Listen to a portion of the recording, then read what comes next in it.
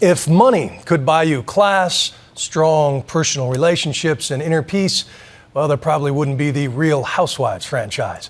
Their tabloid exploits, packaged in all that wealth, beauty, and social fizz, make them a wicked pleasure for millions of fans. But lately, it seems there's something seriously amiss in New York and Beverly Hills and the other Tony precincts where these famous families live. And now the reality show is dealing with a new kind of tragic reality. Here's ABC's Andrea Canning. From a brawl at a baby's christening to a high-profile Hollywood divorce, even a pregnancy scare at 50 years old.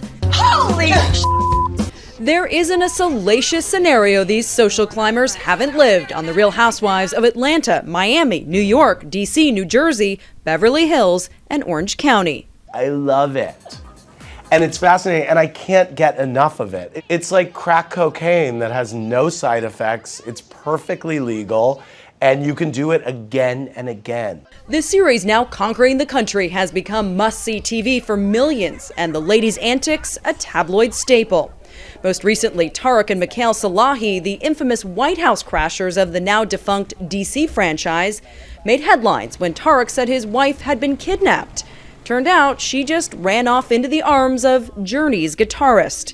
In Beverly Hills this week, housewife Taylor Armstrong opened up about her husband Russell's recent suicide on Entertainment Tonight. He would say to me, "I'm afraid I'm going to kill you one day." We just see more and more scandals on The Real Housewives. What do you make of that? Out of necessity, on reality TV, they pick the most dramatic moments. So in some ways, it seems like everyone's crazy all the time. And now, a mass firing. Simon Van Kempen and Alex McCord were the couple everyone loved to hate on The Real Housewives of New York.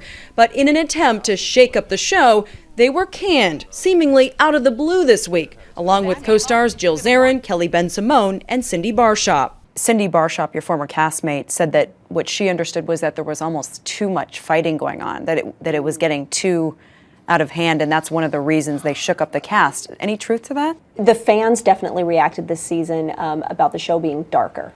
And I'm sorry that I was collateral damage. I think it was spiraling out of control. So there had to be a shakeup. The franchise is now dealing with heavy topics like murder, bankruptcy, cheating. Some even blame the show for Russell Armstrong's suicide, saying he couldn't keep up with the lavish lifestyles of the other housewives. The network responded to the suicide with a statement saying, "All of us at Bravo are deeply saddened by this tragic news. Our sympathy and thoughts are with the Armstrong family at this difficult time." You watch the show, it's toxic. There were a lot of benefits to doing the show, and there were negatives, like it being toxic. And it took me months to come down from it. Do you think there's been some chinks in the armor of the franchise lately? I mean, I think that any show that's survived this long is going to have ups and downs. They keep on adding on more cities. Some have been successful, some haven't. There's a life cycle to everything, and television included.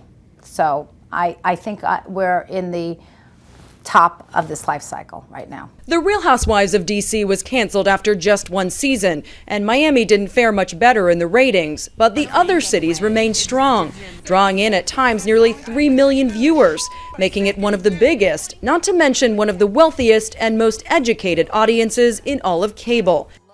And some of the ladies themselves are now wealthy thanks to the show. And he asked me to serve the Skinny Girl margaritas there for Fashion Week.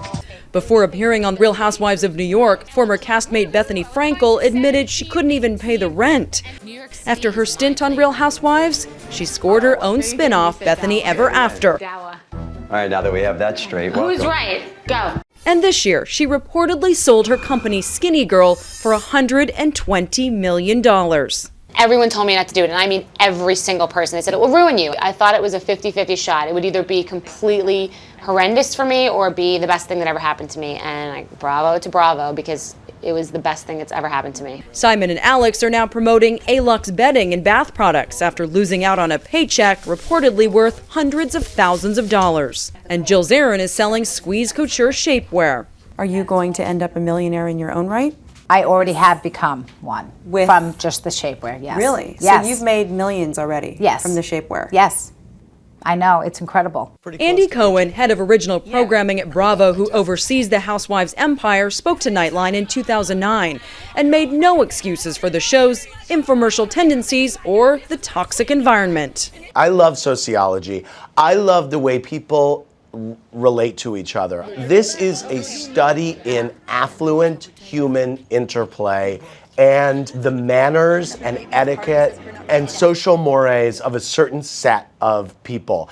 If anyone feels guilty watching the show, that's a way to justify it. The ladies say the secret to the success of the show, the emotions are real. We are who we are. We're not trying to be anybody we're not. We shoot from the hip, and we're not ashamed. As for Simon Van Kempen, he says the one thing he wants the viewers to know is that his love for his real housewife is real. She's fabulous. My best friend. Heart and soul. You know, we met by chance.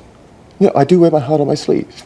When I talk about my love for Alex, I'm not afraid or embarrassed to cry.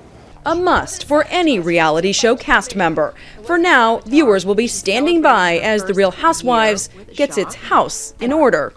For Nightline, I'm Andrea Canning in New York.